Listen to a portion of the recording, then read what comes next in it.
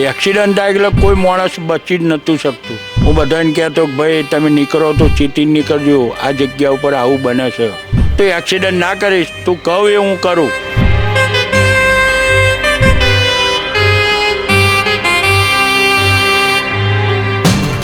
નમસ્કાર મિત્રો, ભક્તિ અમૃતમાં આપનું હાર્દિક સ્વાગત છે. હું છું નીલમ. મિત્રો, તમે આ જોઈ શકો છો, ખૂબ સાડી છે. આ 1, 2, 3 નહીં પણ 9 લાખ સાડીઓ છે. આ એક મંદિર એવું છે જે ગુજરાતમાં ક્યાંય તમને જોવા નહીં મળે. આ એ મંદિર છે કે અહીંયા લાખો સાડીઓ છે. એ કયા માતાજી છે, આ મંદિર ક્યાં આવેલું છે, એ સંપૂર્ણ માહિતી હું તમને આ વિડીયોમાં આપીશ, તો મારી સાથે જોડાયેલા રહેજો.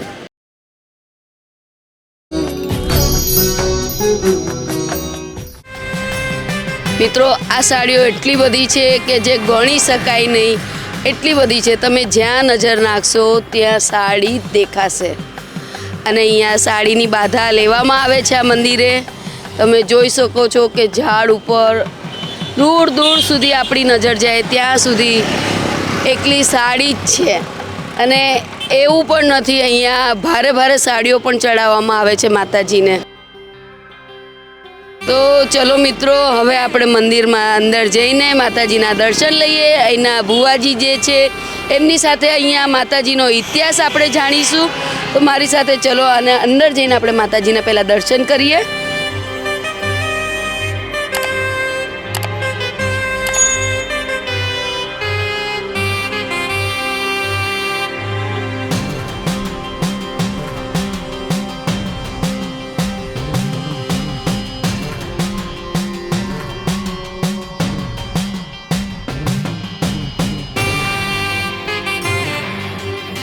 મિત્રો, મેં દર્શન કરી લીધા છે, તમે પણ કરી લો માતાજીના દર્શન. તો મિત્રો, આ મંદિર છે ચુડેલમાનું મંદિર છે, જ્યાં અહીંયા લાખો ભક્તો અહીંયા આવે છે અને સાડીની બાધા અહીંયા લેવાય છે.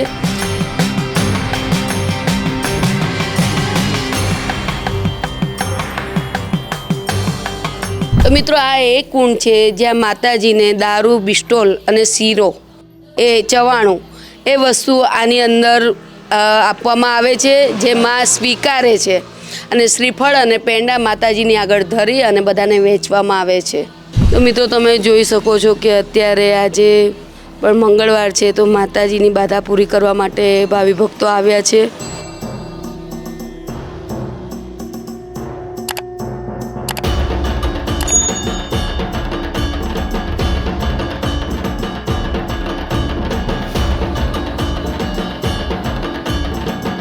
મિત્રો, અહીંયા માતાજીને રવિવારે એટલી બધી બાધા પૂરી કરવા અને દર્શન કરવા લોકો આવે છે કે 2,500 સાડીઓ અહીંયા ભેગી થાય છે અને માતાજીને ચડે છે.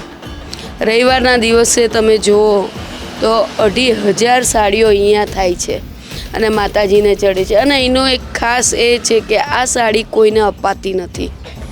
એટલે તમે જુઓ કે બધી સાડી ઝાડ ઉપર લગાવવામાં આવે છે, તમે જોઈ શકો છો.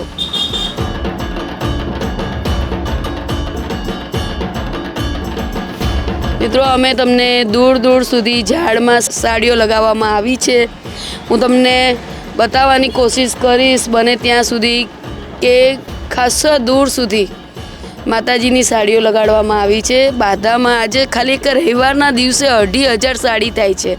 અને આડે દિવસે તો આજે હું અહીંયા અત્યારે ઊભી છું તો મારી સામે જ અહીંયા 2-3 તો સાડીઓ આવી અને માતાજીને ચડાવવામાં આવી છે. તો આપણે જાણીશું એ લોકોને કઈ બાધા હતી જે પૂરી થઈ અને અહીંયા આવ્યા છે.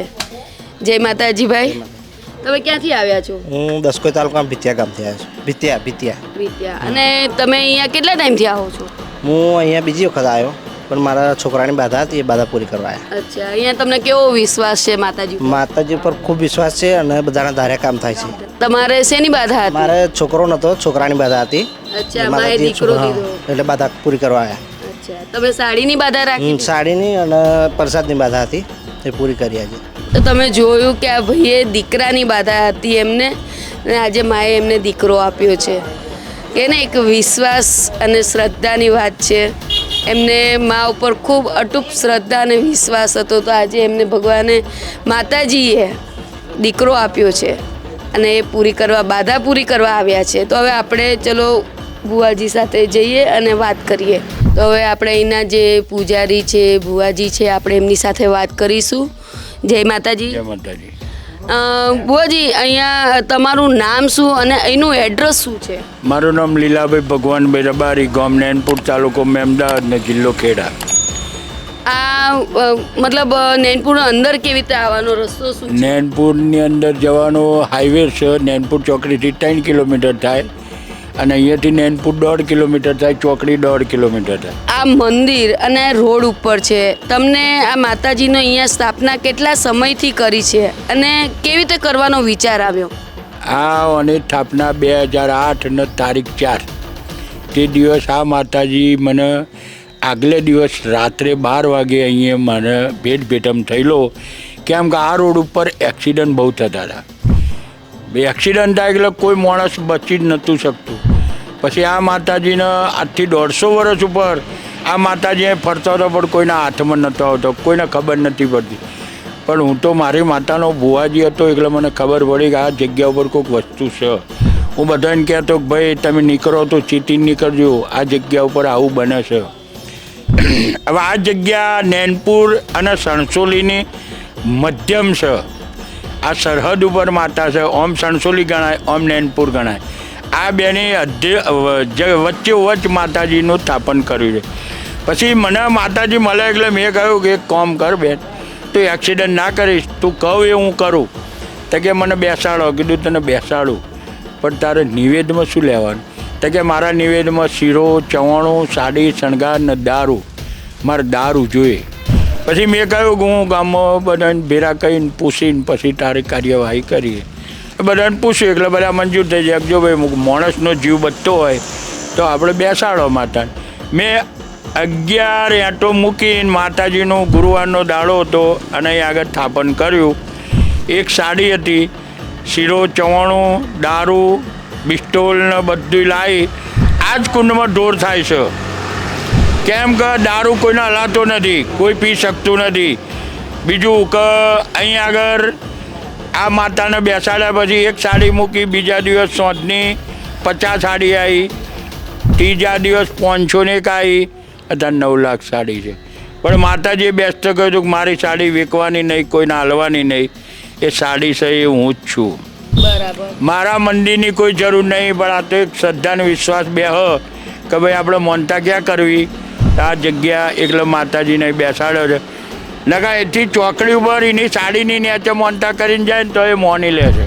દેશો દેશમાં એની અમેરિકામાં, લંડનમાં, કેનેડા, કર્ણાટક, હોંગકોંગ, આસામ સુધી, દિલ્હી, બોમ્બે, સુરત બધે જ મનાય છે. પહેલાં અત્યારના અમુક જણો શું છે 11,000 લે, 21,000 લે, 5,000 લે અને પછી તમારું કામ ના થાય એટલે તમને ધક્કા ખવડાવો. એવું તો આ 15 વર્ષની અંદરમાં હજુ સુધી આપણો રેકોર્ડ છે. બરાબર. એટલે આ માતાજીનું મેં એક જ વરદાન સાચવી રાખ્યું છે કે એની સાડી વેચવાની નહીં અને કોઈને હાલવાની, ધંધો નહીં કરવા. એની કોઈ બેન વસ્તુ વેચાતી નથી. નકા સાડી છે, શણગાર છે, શ્રીફળ છે. બીજા તો તમે મોનતા કરીને જાઓ એટલે હતું તો લારીઓએ જાય પાછું. અહીં આગળ અમારો એ ધંધો નથી. બસ આ માતાનું એક જ કે તમારું કામ ના થયું હોય એને હું શ્રીફળે વધેરવા દેતો નથી. આની અંદર 84નું ખાતું છે. બધા જ દેવ આવો આની અંદર. શું એટલે આ એક ધૂપમાં બધું જ માની લે. આજે ચુડેલમાં નામ પડે તો અહીંયા કોઈ બીતું નથી? ના, કોઈ જ નથી બીતું. અને માતાજી કોઈને બીવરાવતોય નથી, કોઈને વરખતોય નથી. કેમ કે એનું સ્થાપન થઈ ગયું. બીજું કે એને મોક્ષ મળી ગયો. એને જે ખાવા પીવાનું તે એને આલે છે એટલે કોઈને બીવરાવે નહીં અને કોઈ એનાથી બીવાય નહીં. લોકો મા કરીને એના માટે મરી જાય છે અને લોકોનો કોમ કરે છે ને સાડી પહેરે છે. કોમ ના કર્યો એને તો મેં ના કહ્યું કે હું શ્રીફળે વધેરવા દેતો નથી. હા, ખૂબ સરસ. ને ખરેખર હું તો કહું જ્યાં પણ માતાજી આવા બિરાજમાન હોય ત્યાં તમે અવશ્ય પગે લાગવા જજો અને હરેકના કામ પૂરા કરે જ છે. તો મિત્રો, તમને અમારો આ વિડીયો કેવો લાગ્યો એ લાઈક કરજો, શેર કરજો, સબસ્ક્રાઈબ કરજો. કોમેન્ટ બોક્સમાં જય ચુડેલમાં લખવાનું ભૂલતા નહીં. જય દાદા, જય માતાજી, જય મા મોગલ.